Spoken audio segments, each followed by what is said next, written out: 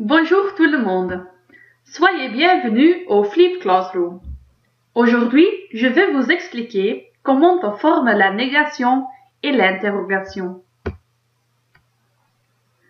D'abord, je vous explique comment on forme la phrase négative, traduit par de ontkennende zin en néerlandais. On commence toujours par une phase d'observation. Donc, je vais vous donner quelques exemples. D'abord, vous voyez la phrase affirmative, suivie par la phrase négative. Faites attention. Le premier exemple. Bob et Bobette lisent le livre. Dans la phrase négative, ça devient Bob et Bobette ne lisent pas le livre. Deuxième exemple. Donald Duck conduit encore la voiture. Dans la phrase négative, ça devient Donald Duck ne conduit plus la voiture. Troisième exemple. Garfield joue toujours au basket. Dans la phrase négative, Garfield ne joue jamais au basket. Et le dernier exemple. Fourebure parle tout le temps. Dans la phrase négative, Fourebure ne dit rien. Ici, vous trouvez encore une fois tous les exemples. Comparez bien les phrases affirmatives avec les phrases négatives. Voyez-vous ce qui change? Attends. Je vous explique comment on forme la phrase négative avec un temps simple.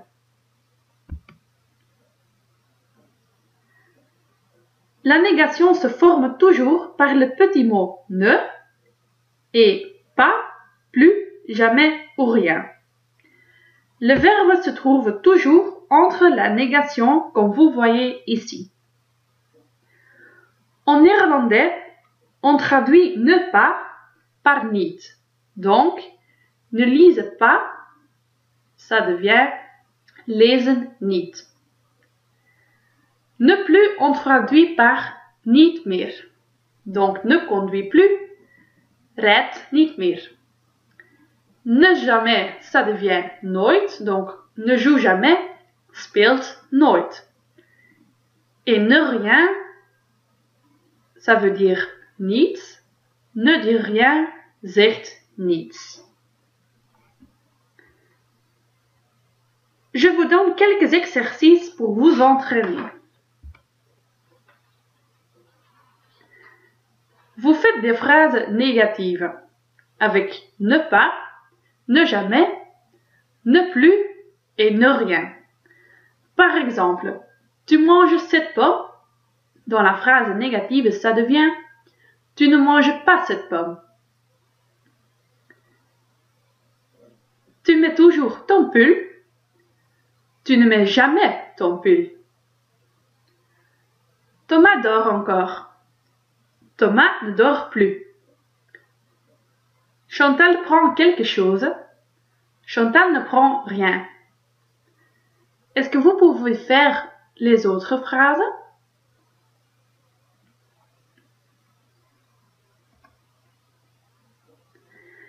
Maintenant, je vous donne une phrase négative au temps simple, suivie par une phrase négative au temps composé. Le premier exemple. Bob et Bobette ne lisent pas le livre. Au temps composé, Bob et Bobette n'ont pas lu le livre. Deuxième exemple. Donald Duck ne conduit plus la voiture. Au temps composé, ça devient Donald Duck n'a plus conduit la voiture. Troisième exemple. Garfield ne joue jamais au basket. Ça devient Garfield n'a jamais joué au basket. Et le dernier exemple. Fourebure ne dit rien. Au temps composé, c'est Fourebure n'a rien dit. Ici, vous trouvez encore une fois tous les exemples. Comparez bien les phrases au temps simple avec les phrases au temps composé. Voyez-vous ce qui change? Attends, je vous explique comment on forme la phrase négative avec un temps composé. La négation se forme toujours par le petit mot ne et pas, plus, jamais ou rien. La phrase négative se forme par le petit mot ne, un auxiliaire, être ou avoir, suivi par plus, pas, jamais ou rien, et le participe passé du verbe. Donc, non pas lu, ça devient hebben niet gelezen. N'a plus conduit, hebben niet gereden. N'a jamais joué, heeft nooit gespeeld. N'a rien dit, heeft niets gezegd.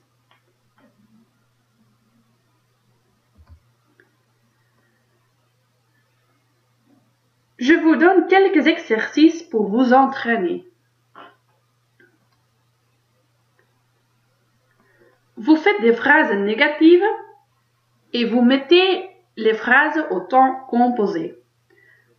Donc par exemple, tu manges 7 pommes. Dans la phrase négative au temps composé, ça devient tu n'as pas mangé 7 pommes. Tu mets toujours ton pull. Tu n'as jamais mis ton pull. Thomas dort encore. Thomas n'a plus dormi. Chantal prend quelque chose. Chantal n'a rien pris.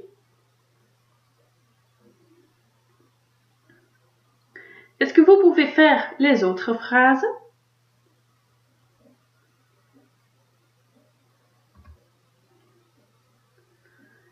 Maintenant, la troisième phase d'observation.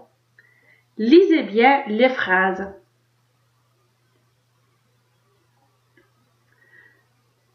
Monsieur, vous avez des enfants? Non, je n'ai pas d'enfants. Vous avez une voiture? Non, je n'ai pas de voiture. Vous buvez de la bière?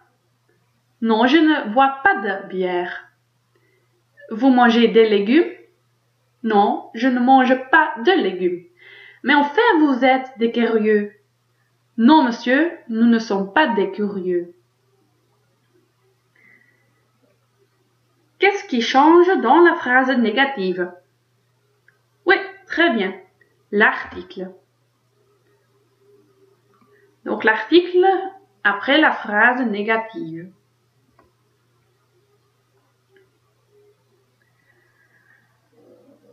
Tous les articles changent en de et de apostrophe dans la phrase négative avec tous les verbes. Mais quand le verbe est être, l'article ne change pas.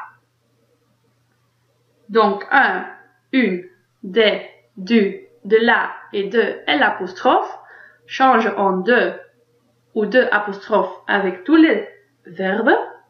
Mais quand le verbe est être, les articles ne changent pas.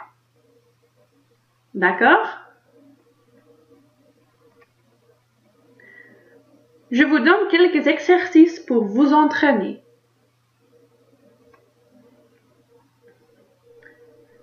Vous faites des phrases négatives, mais attention aux articles. Par exemple, tu manges une banane. Tu ne manges pas de banane.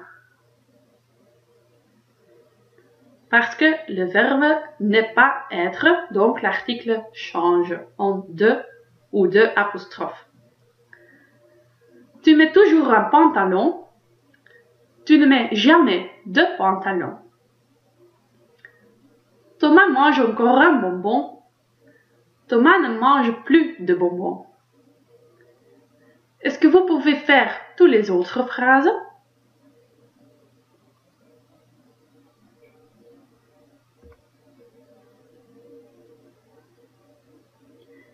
Maintenant, je vous explique comment on forme la phrase interrogative, traduit par de vragende zin en néerlandais. De nouveau, on commence par une phase d'observation.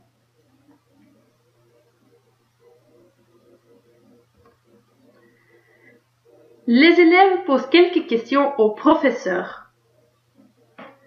Monsieur, quelle heure est-il? Vous avez une voiture? Mangez-vous des légumes? Est-ce que vous buvez de la bière? Comme vous voyez, il y a 3 manières à poser une question. Lesquelles?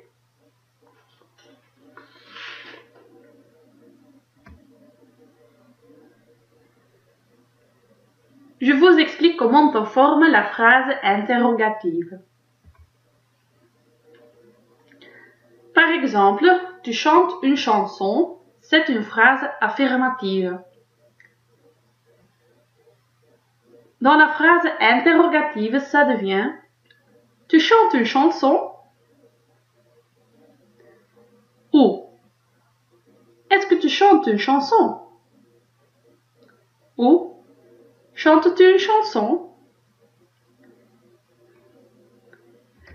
La première manière, c'est en utilisant l'intonation. On ajoute juste un point d'interrogation. La deuxième manière, c'est en utilisant « est-ce que » devant la phrase. Et la troisième manière, c'est en utilisant l'inversion.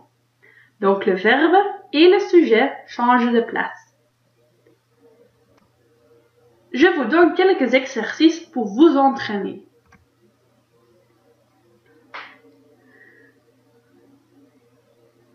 D'abord, vous utilisez « est-ce que » pour former des questions. Par exemple, tu parles au directeur, ça devient « Est-ce que tu parles au directeur ?» Faites-vous les autres phrases?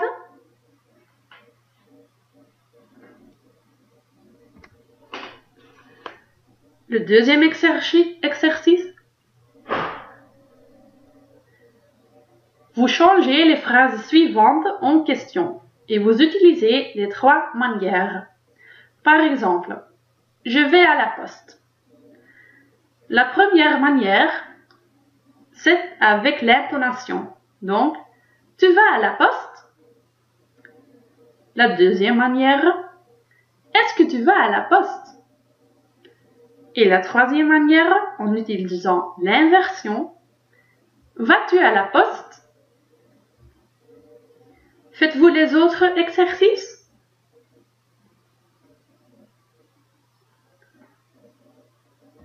Merci pour votre attention.